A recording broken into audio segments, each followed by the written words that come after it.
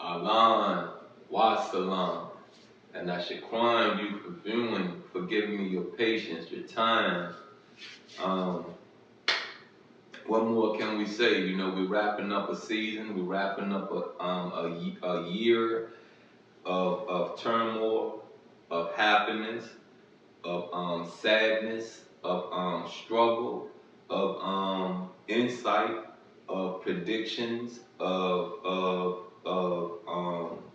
failure, of success. You know, it's a lot went on in 2024. It's a lot, and it's a lot get ready to go on in 2025. So prepare yourself. You know, prepare yourself. Um, I hope those of you that have taken culture, spirituality, religion into your life has really understood and understand and put actions behind repenting. You got me? I hope you have. You know, don't play with this. Don't think that you could always run back because you're going through turmoil. But when you're up on your feet, you have no presence in religion or spirituality. You feel me? Don't do that to whom you pray to, because then you're looked upon as someone that's playing games. You feel me? Playing games. You're really not serious about this. You feel what I'm saying? And honestly, your soul is needed. You feel me? Honestly, you're probably a soul that is valued. You feel me? But on this plane, on this reality, there's a lot of confusion. There's a lot of misdirection, misguidance in things. So I say this to you, you know what I mean? You take this in your heart. You take this in your soul. You live it. You eat it. You feel what I'm saying? You don't have to go out here and be as holy as thou. You got what I'm saying? You don't have to do that. You know, you have to, you know, walk in your faith, walk in your testimony. You feel what I'm saying? And raise up. You know, raise up and stay raised up. You got what I'm saying? Stay, you know, stay. Whom you pray to love you, whom you pray watches over you, whom you pray know that you should be able to get through any struggle that is put upon you. Look, you with the nasty pastor, and we're back with another chapter reading. We're back with another reading of Stolen Legacy, a book that is written by George G. M. James. And I'm not going to take up too much more of your time with this with this talking. We're going to get into this reading, and we are on chapter 6, right? Let's make sure we're in the right chapter. Yeah, we are on chapter 6. You got what I'm saying? This will be part 7, I believe. This will be part 7. It starts off the application of the theory of ideas to natural phenomena. In view of the definition of the idea, 3 doctrines have resulted. The doctrine of the real and unreal. The things which we see around us are the phenomena of nature. They belong to the earthly realm. They are only copies, idola, of their prototypes, paradigamata, the ideas and noumena, which dwell in the heavenly realm. The ideas are real and perfect, but the phenomena are unreal and imperfect. And it is the function of philosophy to enable the mind to rise above the contemplation of the visible copies of ideas and advance to a knowledge of the ideas themselves. There is, however, something common between them, because the phenomena partake of the idea, metici. This participation is an imitation, mimesis, but it is so imperfect that natural phenomena fall far short of ideals. Don't it sound like it's a circle of reading? Don't it? Don't it? Let me say this to you again. I believe I already spoke. already gave y'all the truth. You know what I mean? That Greeks translated this. You know, this book was probably rewritten. You know what I mean? Because like I said, there are some things in this book that wasn't in the first Stolen Legacy book I wrote. It's the same author, but there are some things in this that was not in there. You got what I'm saying? As I say, it wasn't this thick. It was more this size. The book of On Isis and Osiris, but it does. It's like things is a circle. You feel what I'm saying? It's not straight forward. You got what I'm saying? But let's push on and let's get through this. The doctrine of the Nas, or world soul, this teaches that the universe are living animals and that they are endowed with the most perfect and intelligent souls. That if God had made the world as perfect as the nature of matter allowed, that he must have endowed it with a perfect soul. This soul acts as a mediator between the ideals and a natural and natural phenomena, and is the cause of life, motion, order, and knowledge in the universe. Now, there's something I said in this week's reading of On Isis and Osiris, where I pointed out that peep this out. It's either in On Isis and Osiris or it's in The Fall of America, where I speak about how when we pray to created nature, but we have a title that is called Mother Nature. So what do you think when we prayed to did? Gave that over to a woman of high esteem. You got what I'm saying? A goddess that whom we pray to knew will carry things out in the right way. You got what I'm saying? From what I can see, nature do its thing. I mean, nature does its thing, you know what I mean? I get that we have these natural disasters, these natural storms and all that stuff arising and it break things down, but if the law of karma is real, then how is Mother Nature wrong? How can Mother Nature ever be wrong? There are things that go on in your city, your county, your state, that at the moment you feel is so right. It's so right. But there are people in your city, your county, your state that says you're wrong. You're dead wrong. You feel me? Let's get into the rest of this.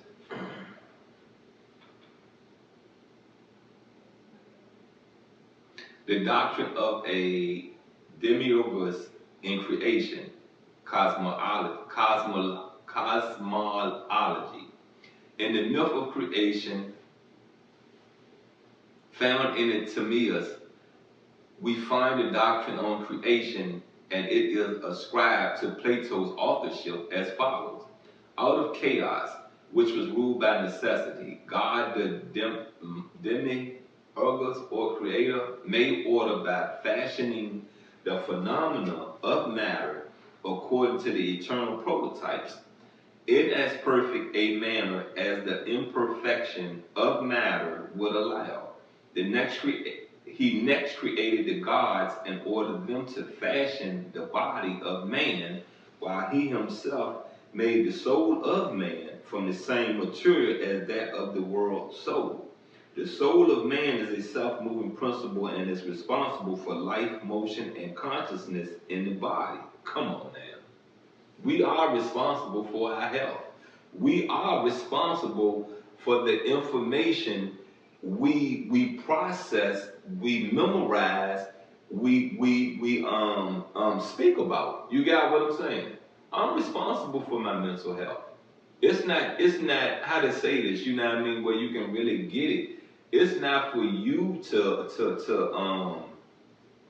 really, how to say it, you know what I mean? I really want to say it the right way, where that you get it, where that you're not pushing people that are mentally disabled to the side. You got what I'm saying? But I'm responsible for my mental health, and if I don't get up and do something about it, if I don't get up and be active in the healing of my mental health, then I'm gonna die.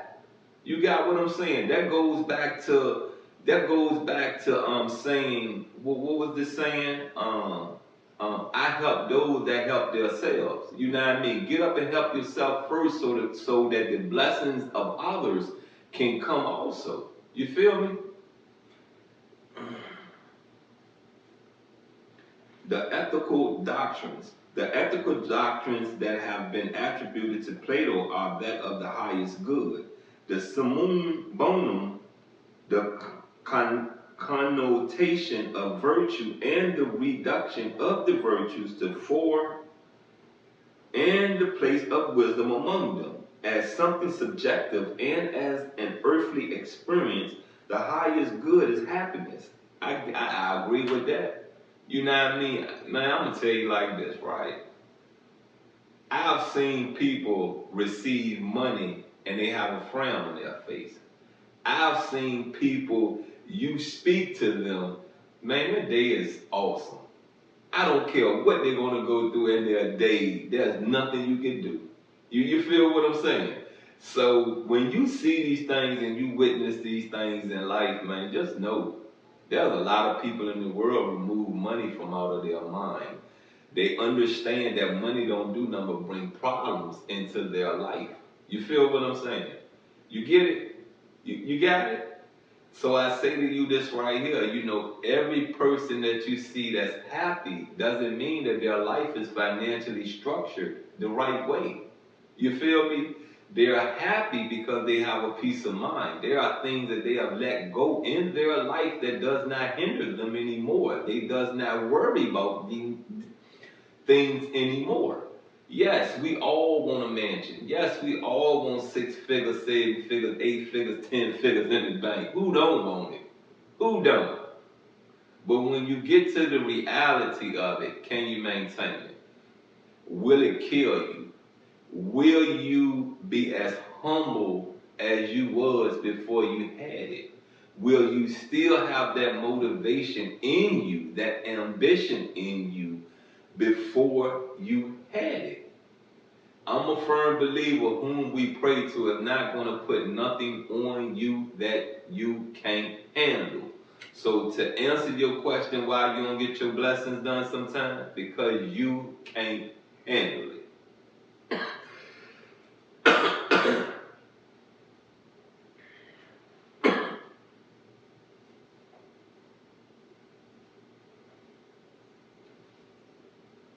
Therefore, the purpose of man's life is freedom from the fetters of the body, in which the soul is confined, and practice of virtue and wisdom makes him like a god, even while on earth. Come on now.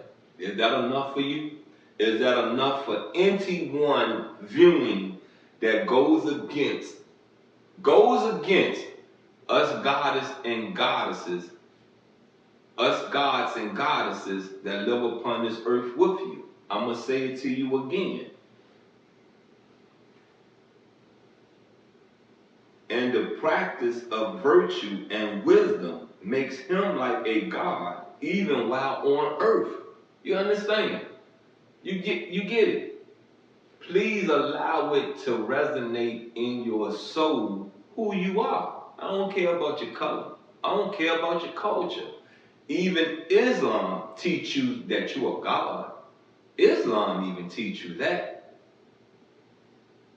Virtue is the order, the health, and the harmony of the soul, and to make things more pleasing. Just hold it down. This right here, that Genesis book that was written by Moses, it tells you in there you are God. You a goddess. It doesn't how to put it. It doesn't make it as simply explained. There is some trickery in here that you have to use your common sense to understand it. You feel what I'm saying? To comprehend it, but it's in here. It's right in here. There are many virtues, but the greatest is wisdom. All virtues may be reduced to the 4 cardinal virtues: wisdom, fortitude, temperance, and justice. The doctrine distributed to Plato in the field of civics is the doctrine of the ideal state whose attributes are compared with the attributes of the soul and justice. In a state, virtue should be the chief aim, and unless philosophers become rulers or rulers become through students of philosophy, there will be unceasing troubles for states and humanity at large. The ideal state is modeled upon the individual soul, and just as the soul has three parts, so also should the state have three parts: the rulers, the warriors, and the workers. Come on now, let's break that down. You know what I mean? The men that built this country, the rulers, the warriors, the feds, your state police, your city police, and the workers. Come on, man. Come on, man. The workers outnumber it all, right? We are the fuel of this country. We are the backbone of this country. Our tax money go towards the warrior's lifestyle. You feel what I'm saying? We're the backbone. So when are you going to see that you just as important as the men who built this country? When are you? Without the workers, there's no America. You got me? Go read your Constitution. It said we are the people. You understand what I'm saying? I go, however it go, man. You know, Congress is supposed to listen to the people. The people. Now, I say we are in times where that there are more mentally disabled people in the world, and it's scary. But we are the people. You feel me? We are the people. Look, shine your light and shine it bright.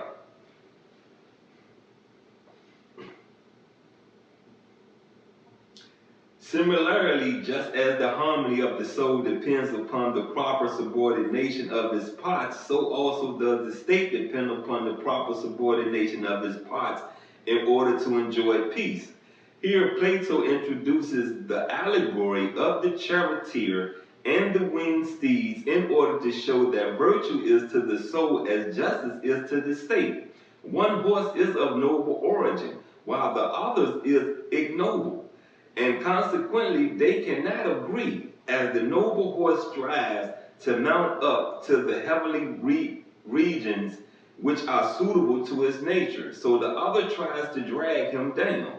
Likewise, in dealing with the soul, it is the proper subordination of its parts that enable the noble in man to attain its excellence. So also in dealing with the state, it is justice or the proper subordination of the different classes that makes it an ideal state. Look,